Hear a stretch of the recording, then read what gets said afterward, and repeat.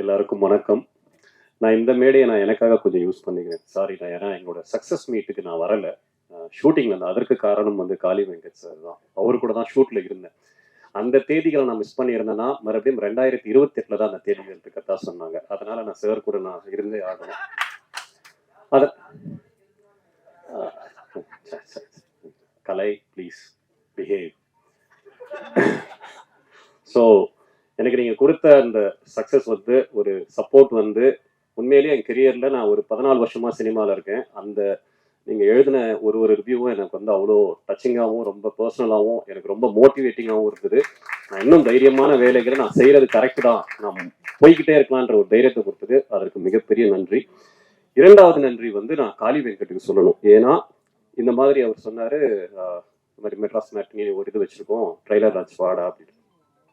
நான் காளி கிட்ட சொன்னேன், காளி இந்த மாதிரி நான் ப்ரெஸ் இதுக்கு முன்னாடி மீட் பண்ணல, என் ப்ரெஸ்ஸுக்கே நான் இதுக்கு போனேன், எப்படி இருக்கும், நீ வா, நான் உனக்கு ஒரு ஆப்பர்ச்சுனிட்டி கொடுக்குறேன், இதை நீ யூஸ் பண்ணிக்கோ அப்படின்னு இந்த ஸ்டேஜ் எனக்கு கொடுத்தேன். காளி தான் கேட்டோம். அண்ட் சார், இந்த படம் பிளாக் பஸ்டர், டோன்ட் வெரி. நான் ஷுவராக சொல்கிறேன், இந்த படம் பிளாக் பஸ்டர். ஏன்னா நான் இன்னும் படம் பார்க்கல. இதற்கான 3 காரணங்கள் நான் சொல்கிறேன். ஒன்று, எஸ்ஆர் பிரபு சார் வாங்கியிருக்காரு, ஏன்னா கதைக்கு ரொம்ப இம்பார்ட்டன்ட் கொடுத்து ஒன்று வாங்குவாங்க. செகண்டு, நாங்களே ட்ரெய்லரையும் பார்த்தோம், சாங்ஸும் கேட்டோம், எல்லாமே ரொம்ப அபாரமாக இருந்தது. மூன்றாவது, ஒரு படம் நம்ம ஷூட் முடிச்சுட்டு அதுக்கப்புறம் அதுக்கான டப்பிங் வேலைகள்லாம் முடிச்சுட்டு நல்ல ஒரு படம் பண்ணியிருக்கோம்னா நம்மளுடைய பாடி லாங்குவேஜ்லேயே நமக்கு தெரிஞ்சிடும் என்ன நம்ம பண்ணியிருக்கோம் அப்படின்னு.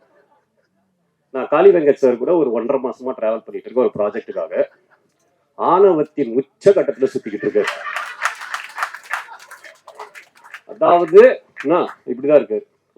என்னடா அப்படின்னா, இல்ல மெட்ராஸ் மேட்னி, சரி சரி, அப்ப படம் பிளாக் பஸ்டர், அதனால இப்படி இருக்காரு போலன்றதுக்காக.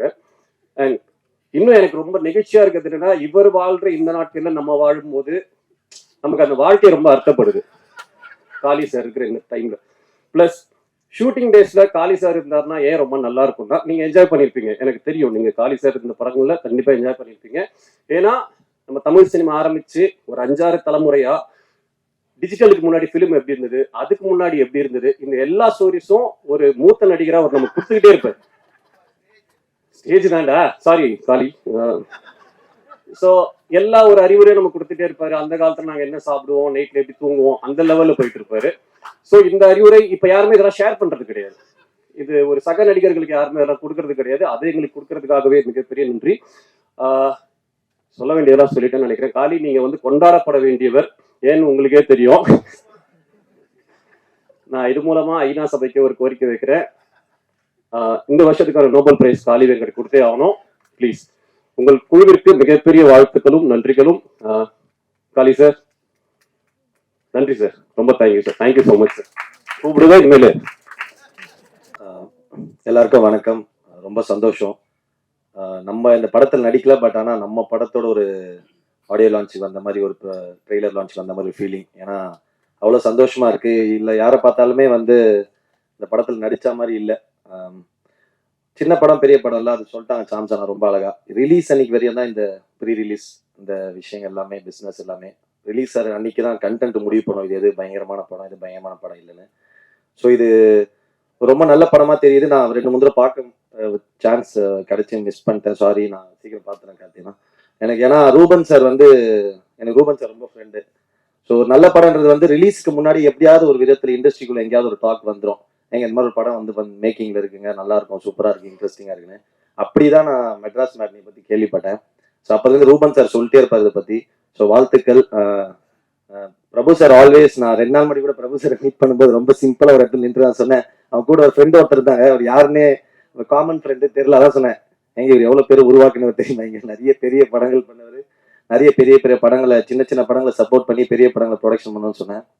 சும்மா தேங்க்யூ சார். இந்த மாதிரி ஒரு படத்தை சப்போர்ட் பண்றது ரொம்ப சூப்பரான விஷயம். ஏன்னா இன்னைக்கு படம் எழுத ஆரம்பிக்கும் போதே இந்த படம் யார் வாங்குவா, எங்க பிசினஸ் ஆகும் அப்படின்னு தான் ஃபர்ஸ்ட் யோசிக்கிறாங்களே. இந்த கதைக்கு யார் தேவை, யார் நடிக்கணும்ன்றதை மீறி இதெல்லாம் தான் ஃபர்ஸ்ட் ஆஸ்பெக்டா வருது. அப்படி இருக்கும்போது கதைக்கு ரொம்ப தேவையான, ஏன்னா ஒரு கதைக்கு முகங்கள், கதாபாத்திரங்கள் ரொம்ப முக்கியம். அதுக்கேற்ற மாதிரி அந்த கதைக்கு என்ன டிமாண்ட் பண்ணதோ அதை வச்சுக்கிட்டு, ஓகே நான் நல்ல என் கதையை நம்புறேன், என்னோட கிரியேஷனை நான் நம்புறேன் அப்படின்னு சொல்லிட்டு அதுக்காக தயாரிக்க வந்த ப்ரொடக்ஷன் ஹவுஸுக்கு தான் நம்ம ஃபர்ஸ்ட் பெரிய வாழ்த்துக்கள் சொன்னோம். ஏன்னா அந்த மாதிரி, ஏன்னா இனி எல்லாருமே ஃபர்ஸ்ட் டே எல்லாரும் எவ்வளோ பெரிய டேரக்டர் எவ்வளோ பெரிய ஆக்டர் ஆனாலுமே எல்லாருக்குமே ஃபர்ஸ்ட் படம்னு ஒன்று வந்திருக்கும், ஃபர்ஸ்ட் வாய்ப்புன்னு ஒன்று வந்திருக்கும். அப்படி இருந்தவங்க எல்லாரும் பெரிய ஆளாக இருப்பாங்க. அப்படி இருக்கும்போது இன்னைக்கு இங்கே இருக்கவங்க எல்லாருக்கும் அது ஃபர்ஸ்டா, சாரி இந்த டேரக்டர் மட்டும் அப்புறம் சில பேருக்கு ஃபர்ஸ்ட்டாக இருக்கலாம், மற்றபடி எல்லாருமே experience. So the movie will decide. அப்புறம் காளியண்ணா அவனை பற்றி பேசினாங்க. சரி, நான் கண்டிப்பாக வந்தேன். காளியண்ணா வந்து எங்கள் கலைத்துறை தந்தை. என்னடா ரமேஷ், அப்படிதானே? நம்ம பெரியப்பா, எங்கள் பெரியப்பா மாதிரி அவரு. அதாவது எங்களுக்கு ஷூட்டிங்கை விட அவர் என்டர்டைன்மெண்ட் வந்து ஆஃப்டர் ஷூட்டிங் தான். 6 மணிக்கு மேலே பாடுவார், ஆடுவார், மெமிக்ரி பண்ணுவார், அரன் ஏதோ சொல்லுவாரு, நிறைய பேசுவார், ஜபம் பண்ணுவாரு. அதாவது நீங்க ஒரு யாராவனா இருக்கலாம், எந்த எந்த மனிதனா இருக்கலாம். அதே மாதிரி நிறைய கதைகள் சொல்லுவார். அவர் ஊர்ல வந்து ஒரு வளையல் தாத்தான்னு ஒரு கதை சொல்லியிருக்காரு எனக்கு. நான் அதை படமா பண்ணுனான்னு சொல்லியிருக்கேன். அவ்வளவு பியூட்டிஃபுல்லான அவருக்குள்ள ஒரு பெரிய லைஃப் இருக்கு. பட் இவ்வளோ சின்ன 60 வயசுல இவ்வளவு ஞானன்றது வந்து ரொம்ப பெரிய விஷயம். சூப்பர்னா அது கொஞ்சம் எக்ஸ்பீரியன்ஸ்ல வருதுன்னு நினைக்கிறேன். ரொம்ப காளியண்ணா நடிச்சாலே இப்ப இந்த படம் ட்ரெய்லர் நம்ம பார்க்கும்போது வந்து ஏதோ இந்த ஒரு படத்தை நம்ம பார்க்குறோம், நம்ம இன்னும் படம் ஃபுல்லா பார்க்கல, பட் ஸ்டில் நம்ம பார்க்கும்போது ஒரு சின்ன ஃபீல் வரும்ல. அப்படி இருக்கும்போது இது வந்து ஏதோ நம்ம அந்த ஏரியால இருக்க மாதிரி ஒரு ஃபீல் இருக்கு. ஏன்னா அதுக்கு எனக்கு தெரிஞ்ச ஐ திங்க் இந்த கேரக்டர்ஸ், அந்த முகங்கள் வந்து ரொம்ப அவ்வளோ பியூட்டிஃபுல்லா செலக்ட் பண்ணியிருக்காங்க எல்லாருமே. சாம்சனாலாம் சொல்ல வேணாம், எல்லாருமே ரொம்ப பியூட்டிஃபுல்லா நடிச்சிருக்காங்க. அப்புறம் காளிதாஸ் மேம், எங்க மம்மி, நட்சத்திர நகர்களை நடிச்சோம். சூப்பர் எல்லாருமே. ரோஷினி, தேகன பாட்டு சூப்பரா இருந்தது. கேசியா நானும் ஆல்ரெடி ஒரு சாங் ஒர்க் பண்ணியிருக்கோம். Congrats to cameraman. அது ஒரு பியூட்டிஃபுல்லா ஒரு வார்த்தை சொன்னார். இந்த மாதிரி சினிமாக்காக ஒரு ஷார்ட் வச்சு ஆக்டர் நடின்னு சொல்லலாம் இல்லாம நான் நடிக்கிறத வச்சு அவர் பிடிக்கிறது வந்து ரொம்ப சூப்பரான ஒரு விஷயம். அது வந்து ஒரு பயங்கரமான ஒரு ஆக்டருக்கு ஒரு ஃபீல் இருக்கும். ஏன்னா அது சொன்ன மாதிரி சினிமா வந்து ஒரு பியூர்லி டைரக்டர்ஸ் மீடியம். ஏன்னா நம்ம பயங்கரமா உழுந்து நடிச்சா கூட டக்குன்னு ஒரு நாய்க்குட்டி க்ளோஸ் அப் வச்சுட்டு போயிடலாம், அது பிரச்சனை கிடையாது. ஸோ அந்த மாதிரி இருக்கும்போது அது பியூட்டிஃபுல்லாக கேப்சர் பண்ணுறது ஒரு கேமராமேனோட பெரிய ஒர்க். வாழ்த்துக்கள் ப்ரோ, சூப்பர் எல்லாருக்குமே. கார்த்திக் அண்ணா ப்ரொடியூசர். இந்த மாதிரி கண்டிப்பாக நிறைய படங்கள் பண்ணுங்க, நியூ கமர்ஸ்க்கு கொடுங்க. எல்லாரும் நிறைய நல்ல கதைகள் வரணும், நல்ல படங்கள் வரணும். வாழ்த்துக்கள். Thank you so much. யாரையா மிஸ் பண்ணியிருந்தா very sorry. And Shelley ma'am, உங்கள் ஒர்க் ரொம்ப பிடிக்கும், super. Congrats to all, super. Like அந்த படத்தை கண்டிப்பாக எல்லாரும் சப்போர்ட் பண்ணலாம், பெரிய ஹிட் ஆகலாம். Love you all. தேங்க்யூ. எல்லாருக்கும் வணக்கம். அப்புறம் எல்லாருக்கும் நன்றி. யார் வந்துடக்கூடாதுன்னு நினைச்சனோ அந்த 2 பேரை வர வச்சிட்டாங்க. இவனுக்குலாம் தெரியாம தான் அந்த நிகழ்ச்சி நடக்கணும்னு நினைச்சேன். அபிஷேக் வேற எனக்கு சர்ப்ரைஸ். ஏயா இப்படி ஒரு சர்ப்ரைஸா வந்து கொடுப்பான். நீ காலைல தான் சொல்றேன். உங்களுக்கு சர்ப்ரைஸ் இருக்கு. முக்கியமான 2 செலிபிரிட்டிஸ் வராங்க, உங்களுக்கு வந்து வாழ்த்து சொல்றதுக்கு. ஐயோ அப்படின்னு இவங்க தான் நினைச்சேன். கரெக்டாக அவங்க 2 பேரும் பேரையும் சொல்லிட்டேன் ரொம்ப பெருமையா. தம்பி, உங்களோட 2 பேர் போட்டோவும் என்கிட்ட இருக்கு, மறந்துடாதீங்க. அதை உங்களுக்கு அனுப்பிச்சு வச்சிருக்கிறேன். இன்னும் பத்திரமா அதை லைக் போட்டு வர வச்சிருக்கிறேன். எப்போ வேணாலும் மீடியாவில் போஸ்ட் பண்ணிடுவேன், தெரிஞ்சுக்கிங்க. சோசியல் மீடியாவில் அதை மனசில் வச்சுட்டு பேசுங்க. இனிமேல் மேடையில் பேசினேன் என் வயசை பற்றி இல்லாமல் நீங்கள் விமர்சனம் பண்ணுறீங்க, இருக்கட்டும். ஏன்னா ஒரு யதார்த்தமாக ஒரு அப்பா ரோல் கொடுத்தாங்கன்னு வெள்ளடிச்சு நடிச்சா உடனே எனக்கு 60 வயசுன்ற ஒருத்தன், ஒரு 58 வயசுன்றான். தம்பி, எனக்கு ஒரு வாய்ப்பு கிடைக்காம போயிடும். இல்லை இருக்கு, நான் வெயிட் பண்ணுறேன். ஆனால் ஏதாவது ஒரு சூழ்நிலையில் அந்த ஃபோட்டோவை நான் போடுறேன். இருந்தாலும் நீங்கள் வந்து ரொம்ப நன்றி 2 பேருக்கும். லவ் யூடா. ஐயோ அதுவே பயமா இருக்குது, என்ன பண்ண போறான்னு தெரியல. ஏன்னா அந்த ஃபோட்டோ வந்து ஒரு அதிகாலையில் ஒரு 4 மணிக்கு எடுத்த ஃபோட்டோ. அப்போ யோசிச்சு பாருங்க எப்படி இருப்பாங்கன்னு. அதில் நானும் உள்ளே இருக்கேன், அதனால தான் அந்த போட முடியல, இல்லை எப்பயோ போட்டு மாட்டி விட்டுருக்கேன். ரொம்ப ஒரு உற்சாகமான ஃபோட்டோ அது. முதல்ல சார் பிரபு சார் ரொம்ப நன்றி. ஏன்னா ஒரு படம் வந்து இது எப்படிப்பட்ட படம்ன்றத நீங்கள் வாங்கினோடனே எல்லாருக்கும் அது தெரிஞ்சிச்சுன்னு நினைக்கிறேன். எல்லாருக்கும் ஒரு நம்பிக்கை முதல்ல வந்திருக்கும். அதுக்காக முதல்ல உங்களுக்கு நன்றி சார். ஏன்னா நீங்கள் நல்ல படங்களுக்கு சப்போர்ட் பண்ணுவீங்க, அந்த வகையில் இந்த படத்துக்கு சப்போர்ட் பண்ணது ரொம்ப நன்றி. மற்றபடி சத்யராஜ் சார், அவர் இங்கே இன்னைக்கு வரல, அவருக்கு ரொம்ப ரொம்ப நன்றி. ஏன்னா படம் நாங்கள் ஒரு முடிகிற ஸ்டேஜில் தான் வந்து டைரக்டர் வந்து அப்ரோச் பண்ணார். எந்த தயக்கமும் இல்லாமல் படத்தில் கொஞ்சம் எடுத்த வரைக்கும் போட்டு காமிச்சு அவர் பார்த்துட்டு அவர் பிடிச்சி நடித்தது ரொம்ப ரொம்ப சந்தோஷம். ரொம்ப நன்றி சார் இந்த மேடையில் உங்களுக்கு. அப்புறம் வடிவேல் சாருக்கு ரொம்ப நன்றி. ஏன்னா எனக்கு தெரிஞ்சு அவர் நடிக்காமல் முதல் முறையாக பாடுறாருன்னு நினைக்கிறேன். ஸோ அது அது வந்து எங்களுக்கு கிடைச்ச ஒரு பெரிய வாய்ப்பாக நினைக்கிறோம் நாங்கள். இந்த நேரத்தில் உங்களுக்கு நன்றி சொல்லிக்கிறேன் சார். அப்புறம் வந்து நிறைய நிறைய பேர் விட்டுட்டேன்னா எல்லாரும் சொல்கிற மாதிரியே மன்னிச்சிருங்க. அபிஷேக் ராஜா எனக்கு இந்த படத்துக்கு வந்து கனெக்ட் பண்ணி விட்டு தான் வந்தான். ஒரு நாள் ஃபோன் பண்ணி ஐயா ஒரு கதை ஒன்று கேட்கணும் எப்படின்னு சொல்லுங்கள், நான் அந்த டைரக்டர் சொல்கிறேன் அப்படின்னு சொன்னார். அப்புறம் அந்த கதையை போய் கேட்டேன். அந்த கதை மீட்டிங் பாயிண்ட்டு அந்த இடமே வந்து எனக்கு ரொம்ப பிடிச்சிருந்தது. ஏன்னா டைரக்டரோட வீட்டுக்கு கூப்பிட்டுருந்தாரு. ஸோ ஒரு தயக்கம் இல்லாமல் வீட்டுக்கு கூப்பிட்டு ஒரு தொழில் சார்ந்து நான் பெரும்பாலும் நான் வீட்டில் யாரையும் கூப்பிட்டு சந்திச்சதில்லை. நான் வெளியில் எங்கேயாவது ஒரு புது இடத்துல என்னோட அலுவலகத்தில் அப்படி தான் சந்திப்பேன். ஸோ வீட்டுக்கு கூப்பிடும்போது எனக்கு ஒரு நெருக்கம் இருந்துச்சு அதில். அப்போது ஃபஸ்ட்டு நான் போனது வந்து கொஞ்சம் தயங்கிட்டு தான் போனேன். ஏன்னா இப்படி மெயின் லீடு அப்படின்லாம் சொல்லிட்டா நம்மள இந்த குணச்சித்திர கதாபாத்திரத்துக்கு கூப்பிடாம போயிடுவாங்கன்னு ஒரு பயம். அதுக்காக பண்ணலாமா வேணாமான்ற ஒரு தயக்கம் தான். பட் இந்த படம் அப்படி மெயின் லீடு அப்படின்னு இருக்காது. எனக்கு தெரிஞ்சு இது எல்லா கேரக்டர்ஸும் ஒரு பில்லராக இருக்கும். இந்த கதை அப்படி இருக்கும். அப்புறம் இந்த கதையை அவர் சொன்னார். அதுக்கப்புறம் எனக்கு அந்த பயம் தெளிஞ்சிருச்சு. ஏன்னா அந்த ஒரு வழக்கமான அந்த சினிமாட்டிக் அந்த எக்ஸ்பீரியன்ஸில் இல்லாமல் இது வேற ஒரு டைமென்ஷன் அந்த கதை சொன்னார். அது எனக்கு வந்து ரொம்ப பிடிச்சிருந்துச்சு. ஏன்னா அவர் ஒரே அந்த கதை சொல்ல ஆரம்பிக்கிறதுக்கு முன்னாடி ஏன் இந்த கதையை எழுதினேன்னு சொல்கிறேன் அப்படின்னு சொன்னார். ஏன்னா ஒரு அப்பா அந்த குடும்பத்துக்காக உழைச்சிட்டே இருக்காரு. இது வரைக்கும் ரெகுலரான கதை தான். அவர் என்ன உணர்வை சொல்ல வந்தான்றது எனக்கு பயங்கரமாக நச்சுன்னு அப்படி அடிச்சிருச்சு. ஏன்னா ஒரு டீனேஜ் வரைக்கும் பசங்க வந்து ரொம்ப அந்த ஸ்பரிசத்தோடையே இருப்போம். அப்பா மேலே உருண்டு பிறண்டு விளையாடிக்கிட்டு அந்த மாதிரியான அந்த ஸ்பரிசத்தோடையே வளர்ந்துக்கிட்டே இருப்பாங்க. ஒரு டீனேஜுக்கு அப்புறம் அது பையனோ பொண்ணோ கொஞ்சம் கொஞ்சமாக அந்த அப்பாவோட உடம்புல இருந்து கொஞ்சம் கொஞ்சமாக விலக ஆரம்பிப்பாங்க. அப்போ அந்த அப்பா ஸ்பரிசத்தை மிஸ் பண்ணுவார். ஏன்னா பசங்களுக்கு தெரியாது. பசங்களுக்கு அவன் அப்பா ஆகும்போது அது புரிய நினைக்கிறேன். அப்போ அந்த இடம் எனக்கு ரொம்ப பிடிச்சிருந்தது. ஆமாம், இது வந்து அப்பா சொல்லவும் முடியாது. எங்கன்னா இது வந்து ஆனால் நான் எப்பவுமே பெரும்பாலும் நேரம் எடுத்துக்க மாட்டேன். இன்னைக்கு ஒரு நாள் என்னை அனுமதிச்சிருக்கேன். கடைசியாக வேற கூப்பிட்டாங்க. எப்படா ஒரு எப்படி சொல்கிறது, ஒரு எலிட் பீப்புள்ஸ் அந்த மாதிரி இருக்கிற மக்களுக்கு வந்து அது ரொம்ப சாதாரணமாக அவங்களுக்கு அந்த ஸ்பரிசம் எப்பவுமே இருக்கு. ஏன்னா அவங்களுக்கு அது ஒரு வேறுபாடாகவே இருக்காது. அப்புறம் இந்த மிடில் கிளாஸில் இருக்கிறவங்களுக்கு வந்து நிச்சயமாக அந்த டீனேஜ் தாண்ட அவங்க அந்த ஸ்பரிசத்துலேருந்து விலகுவாங்கன்றது நான் அனுபவிச்சிருக்கேன். எங்கள் அப்பா அதுக்கு ஏங்கினதை நான் பார்த்துருக்கேன். ஒரு பாயிண்டில் எங்கள் அப்பா வந்து ஃபேக்காக என் கூட ஃப்ரெண்ட் ஆகிட்டார். ஏன்னா அவருக்கு தெரியும் எல்லாத்தையும் அந்த வயசு அனுபவத்தை எல்லாத்தையும் இறக்கிட்டு இந்த ஸ்பரிசத்துக்காக என்கிட்ட ஃப்ரெண்ட் ஆகிறார். ஸோ அது இந்த கதையை கேட்டு முடிச்சோன்னே எனக்கு அது புரிஞ்சுது.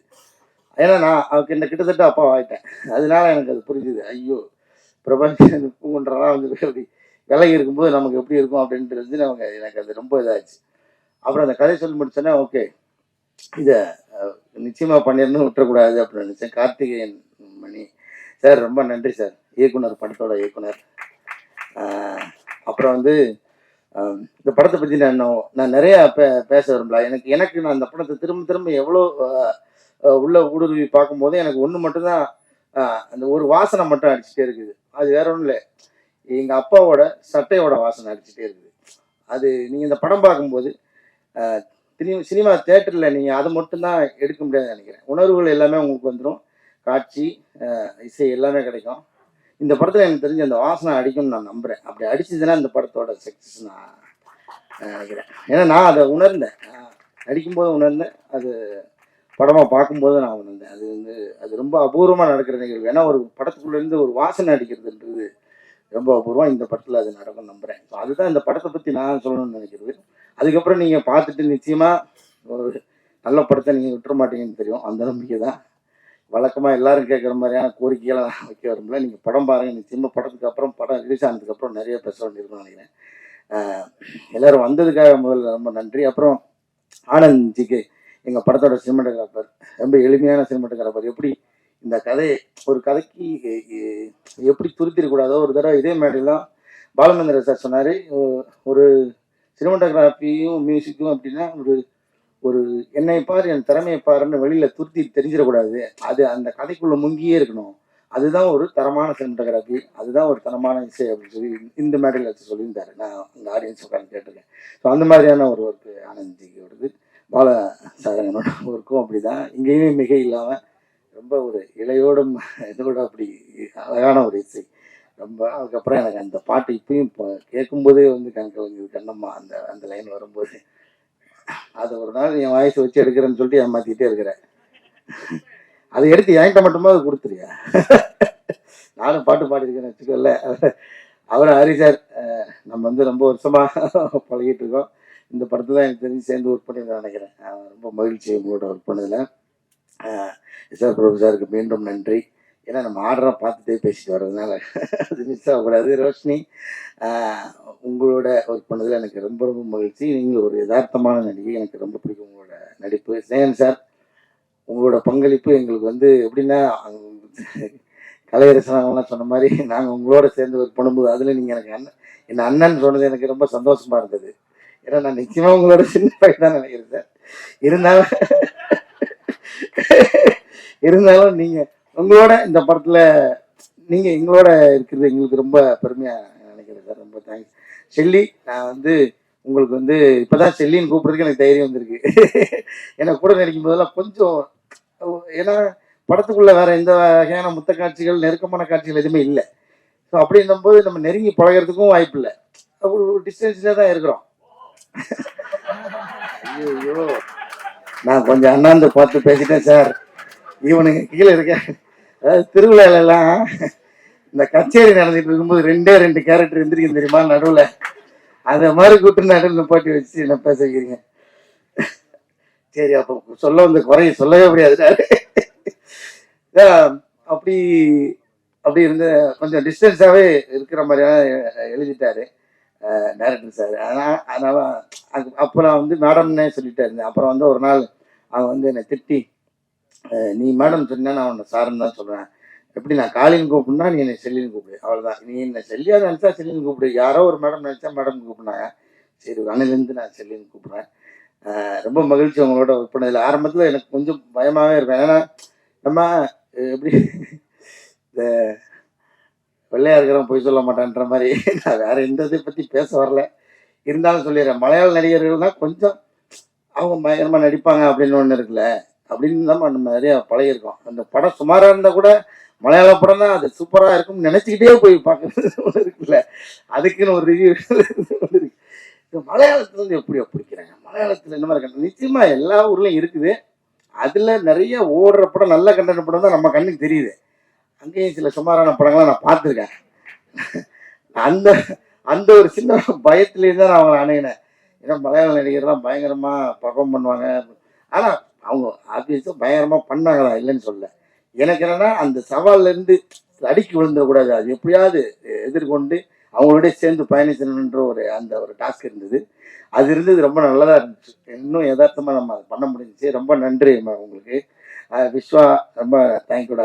உன்னோட ஒர்க் பண்ணது எனக்கு ரொம்ப மகிழ்ச்சி. ஐயா எடிட்டர் ஐயா பேச மாட்டார், அவருக்கு கை மட்டும் தான் வேலை செஞ்சுட்டே இருக்கோம். அவர் சொன்ன மாதிரி அந்த ஃபர்னிச்சராகவே ஆகிட்டார் இந்த ஆஃபீஸில். நீங்கள் எப்பயும் போகலாம், ஒரு ஓரமாக ஒட்டிக்கிட்டே இருப்பார். அதுக்கு மகிழ்ச்சி. கீதா மேடம், ரொம்ப நன்றி மேடம் உங்களோட ஒர்க் பண்ணது. சாம்சனா, உங்கள் டைமிங்லாம் பயங்கரமாக இருக்கும். இந்த படத்தில் உங்களை அந்த மாதிரி ஸ்டைலில் பண்ண விடாமல், ஆனால் அவர் ரொம்ப யதார்த்தமான ஒரு ரோல் பண்ண வச்சுருந்தாங்க. அது எனக்கும் உங்களோட ஒர்க் பண்ணது ரொம்ப மகிழ்ச்சி. அபிஷேக் ராஜா, போயா, இதில் வேற ஒரு பதவி அவனுக்கு, கிரியேட்டிவ் ப்ரொடியூசர். ஆனால் அதையும் மீறி வேலை பார்த்துக்க உன்னோட உழைப்புக்காக இந்த படம் உனக்கு பெரிய பேர் வாங்கி தரும். எங்கள் டீம் பற்றி நான் பெருமையாக பேசுறதுக்கு ஒன்றும் இல்லை. இருந்தாலும் மறுபடியும் எல்லாருக்கும் நன்றி. வந்தவங்களுக்கெல்லாம் திரும்பவும் உங்களோட நன்றி சொல்லிக்கிறேன். Thank you so much. எல்லாருக்கும் வணக்கம். ஸோ முதல் நன்றி கடவுளுக்கும் யூனிவர்ஸ்க்கும் நான் சொல்கிறேன். இந்த இடத்துல உங்கள் முன்னாடி வந்து இப்படி நின்று பேசுறதுல வந்து ரொம்ப சந்தோஷமா இருக்கு. கனவு மாதிரி இருக்கு ஆக்சுவலாக. இந்த படம் ஆரம்பமே வந்து எனக்கு ஆனந்த் கிட்ட தான் ஆரம்பிச்சது, ஆனந்த் சார் கிட்ட தான். ஸோ அவர் வந்து காசு தேடிட்டு இருக்கும் போது இந்த மாதிரி ஒரு நெக்ஸ்ட் டோர் கேர்ளாக வேணும் அப்படின்ற மாதிரி ஒருத்தங்க தேடிட்டு இருந்தாங்க. ஸோ தேடும் போது அவர் தான் வந்து கார்த்திக் சார் கிட்ட வந்து சொல்லியிருக்காங்க, இவங்களை காசு பண்ணலாமே, நீங்கள் ட்ரை பண்ணுங்க அப்படின்ட்டு. ஸோ அவர் தான் வந்து என்னோட ஆரம்ப புள்ளி இந்த படத்தில் நான் உள்ளே வர்றதுக்கான காரணம். ஸோ உள்ள வந்துட்டு ஆக்சுவலா அவரோட ஃப்ரேம்ல எல்லா இதுலயும் வந்து ரொம்பவே மேக்கப் எதுவுமே கிடையாது. நாங்க எந்த ஒரு இதுலயும் வந்து மேக்கப் போடாம அவ்ளோ அழகா நான் இருக்கேன் அப்படின்றத வந்து இவரோட ஃப்ரேம்ல தான் நான் பார்த்து தெரிஞ்சுக்கிட்டேன். So thank you so much Anand sir. And so நான் உள்ள என்டர் ஆகும்போது கார்த்திக் சார் வந்து கதை எனக்கு நரேட் பண்ணாங்க. நரேட் பண்ணும்போது இந்த இந்த படம் வந்து எனக்கு ஃபர்ஸ்ட் வந்து அங்கேயே ஸ்பாட்லயே ஓகே சொல்லிடலாம். அந்த அளவுக்கு வந்து எனக்கு ரொம்ப கனெக்டிங்கா இருந்தது.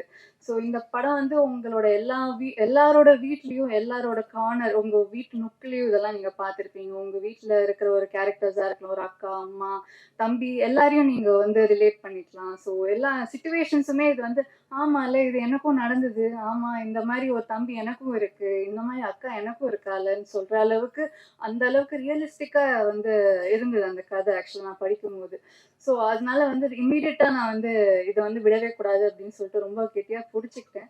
ஸோ இந்த படம் வந்து எனக்கு ரொம்பவே க்ளோஸ் ஹார்ட்டடான ஒரு ஃபிலிம். நான் ரொம்ப வயசானா கூட வந்து இப்படி ஒரு படம் நடிச்சிருக்கேன்ட்டு ரொம்ப பெருமையா சொல்லுவேன். அப்படி ஒரு படம் எனக்கு மெட்ராஸ் மேட்னி.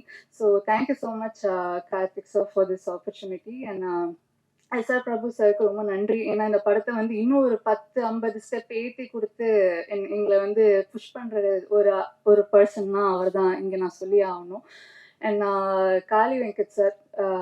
ஸோ இந்த படம் சொல்லும் போது காளி வெங்கட் சார் தான் அவரோட நடிக்க போகிறோம் அப்படின்னு உடனே ரொம்ப அப்படியே அட்டென்ஷன் ஆன மாதிரி ஆயிட்டேன். என்னது அவரோடையா அப்படின்ட்டு ஒரு யோசனையாக இருந்தது. ஸோ என்னோட ஏன்னா அவரோட ஒர்க் வந்து இவங்க முந்தாசிப்பட்டியிலேருந்து கார்கி வரைக்குமே நான் எல்லாமே பார்த்துருக்கேன். ஈவன் அக்கரால கூட வந்து ரொம்பவே பயங்கர அமேசிங்கா இருக்கும். ரொம்ப என்ன சொல்றது ஸ்விட்ச் போட்ட மாதிரி அடுத்த நாள் வந்து வேற கேரக்டர்ல அவ்வளோ அழகா பண்ணுவார். அவ்வளோ பாசிபிளா எவ்வளோ பண்ண முடியுமோ அவ்வளோ அழகா அதை டெலிவர் பண்ணுவாரு. ஸோ இவரோட நான் நடிக்க போறேன், இவரோட நான் ஃப்ரேம்ல இருக்க போறேன்னா என்னதான் பண்ண முடியும் அப்படின்னு சொல்லிட்டு கண்டிப்பா மெனக்கேட்டேன் நான். அவ்வளோ ஈஸி இல்லை அவங்களோட நடிக்கிறது. அண்ட் எல்லாருக்குமே வந்து அவங்க அப்பா தான் ஹீரோ. கண்டிப்பா அதுல எந்த ஒரு சேஞ்சுமே இல்லை. எனக்கு வந்து காளி சார் அப்பா. ஸோ இவர் தான் என்னோட ஹீரோ இந்த படத்துல. நான் ஒரு அப்பாவுக்கும் ஒரு பொண்ணுக்கான ரிலேஷன்ஷிப் வந்து வார்த்தையால சொல்லிட முடியாது. அது வந்து ஒரு அப்பா ஒரு பொன் குழந்தைய பெத்த அப்பாவுக்கு தான் அந்த ஃபீலிங் தெரியும்னு சொல்லுவாங்க. ஸோ அதை வந்து எந்த ஒரு பெரிய ஒரு ட்ராமாவோ எந்த ஒரு பெரிய ஒரு சர்ச்சை இதெல்லாம் இல்லாம அழகா பியூட்டிஃபுல்லா சீன்ஸ்லயும் எமோஷன்லயும் வந்து இது டெலிவர் பண்ணியிருக்காங்க. ஸோ அதுக்கு வந்து டைரக்டர் சாருக்கு வந்து பெரிய பாராட்டு நான் சொல்லி ஆகணும். அண்ட் அதுல என்ன காஸ்ட் பண்ணியிருக்காங்கன்றவும் இதுல நானும் இருந்திருக்கேன் அப்படின்ற மாதிரி இருக்கு எனக்கு. நான் ஷெலி மேம் வந்து ஷெலி மேம்க்கு வந்து நான் பொண்ணா நடிச்சிருக்கேன். ஸோ கண்டிப்பா இவங்களோட வந்து ஒரு பயங்கரமான ஒரு ஜேர்னி எனக்கு இருக்கு அப்படின்னு அவங்கள பார்த்தோன்னே தெரிஞ்சு போச்சு. பிகாஸ் ஷீஸ் ஒன் என்ன சொல்றது அவ்வளோ எமோஷன்ஸ் வச்சிருப்பாங்க.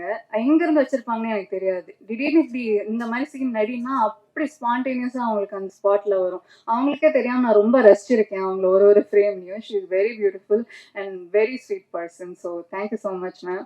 அண்ட் விஸ்வா வந்து என்னோட தம்பி. ஆனந்த் சார் கார்த்திக் சாருக்கு அப்புறம் விஸ்வா கிட்ட இருந்து அந்த படத்தோட தொடக்கம் எனக்கு ஆரம்பிச்சுது. ஸோ ஸ்டார்டிங்ல வந்து இவங்களை வந்து கூப்பிட்டு ஒரு டெஸ்ட் எடுத்து பார்ப்போம் இவங்க செட் ஆவாங்களான்னு ஆரம்பிக்கவும் தம்பியோட தான் ஒரு சீன் வச்சிருந்தாங்க. ஸோ டயலாக்ஸ் எல்லாம் கொடுத்துருந்தாங்க. நானும் மனப்பாடம்லாம் பண்ணி நைட்லாம் உட்காந்து படிச்சு போய் நின்னா அந்த டயலாக் எதுவுமே வேண்டாம் நீங்களா நடிங்க அப்படின்ட்டாங்க.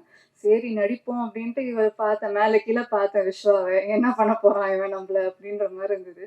அண்ட் இன்ஸ்டன்டா எங்களுக்கு அங்க ஸ்பார்க் ஆயிடுச்சு. ஒரு சிப்ளிங் ஒரு பிரதர்லி ஃபீல் வந்துருச்சு எனக்கு.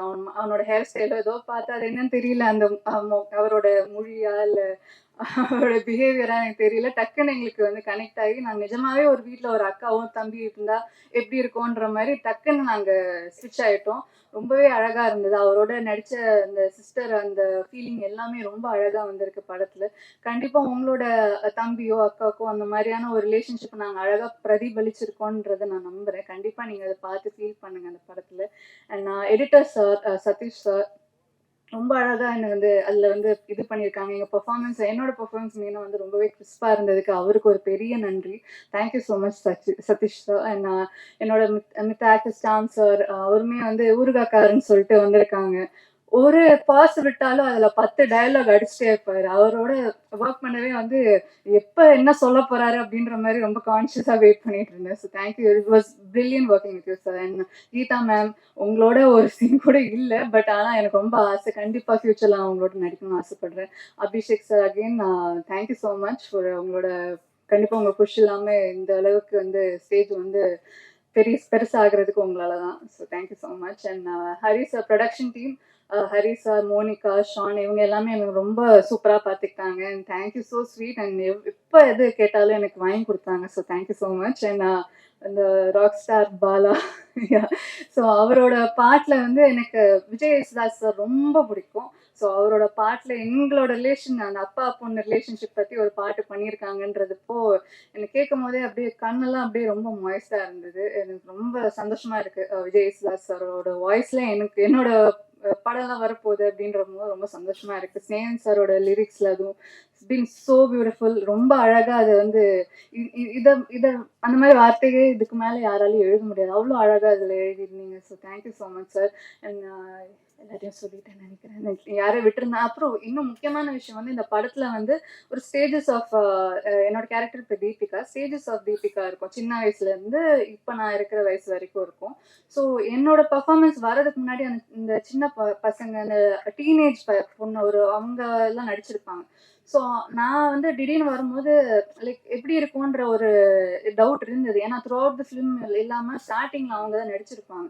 ஸோ அவங்க அவ்வளோ எஃபோர்ட் போட்டு அவ்வளோ பியூட்டிஃபுல்லாக ரொம்பவே அமேசிங்காக நடிச்சிருந்தாங்க. ஸோ அவங்க ரொம்ப அழகாக டெலிவர் பண்ணதுனால என்னோட பர்ஃபார்மன்ஸ் இன்னுமே ரொம்ப அழகாக இருந்தது அவங்களால. ஸோ அவங்களுக்குமே ரொம்ப நன்றி. Thank you so much. June 6 Madras matinee release ஆகுது. கண்டிப்பாக உங்கள் ஃபேமிலியோட பாருங்க. கண்டிப்பாக I am sure, pretty sure உங்களுக்கு வந்து நைட் நீங்கள் தூங்கும் போது உங்களுக்கு ரொம்ப நாஸ்டாலஜிக்காக ஃபீல் ஆகும். உங்களோட பழைய நினைவுகள்லாம் ஞாபகம் வரும். கண்டிப்பாக பார்த்து என்ஜாய் பண்ணுங்கள். Thank you so much.